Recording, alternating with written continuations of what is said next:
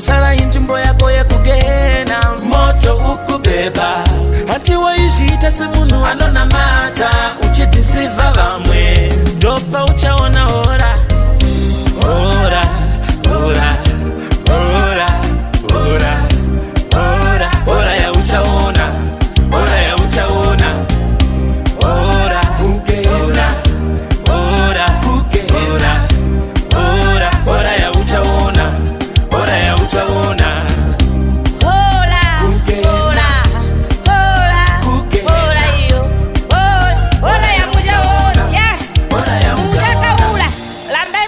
mabasenye lima yo muno kugala muchita pakavanzika tili mwali ali kuona ola iyo muchaona kugena imi speed ye 30-20 so kuvundusa vanhu nichiko iwe vanhu vanovhunduka iwe kuvhunduka chati kwatala nde unenge uneka tulutulu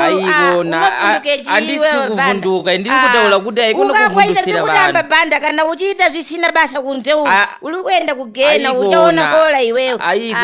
inini handisi kucha inini mabasa yangu yali straight zvakatolingana nemwari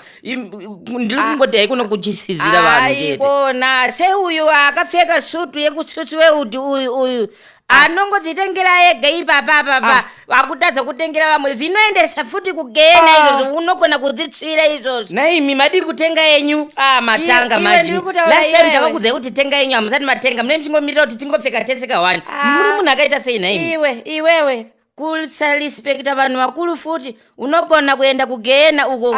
doli inogona kuvalwa kuheaven uko nekuda kwekuti uri kupopotera vanhu vakuru imi yese ingori nyaya pamasutsi ekusutswa kuti anongoita $20 kana muchida sutu yenyu mongoenda yenyu kuna Samora na First Street munotenga sutu yenyu chiri kukuta sei kutenga sutu chii izvezvo makutoita kunge ndimi nemuri pagedhi rekudenga mwari ndewe munhu wese gogo ndewe munhu wese inini handisi kukumanikiza kakuti tiende tese kudenga ini ndinenge ndiriko kuheaven kuti tichidya mafruits tichitamba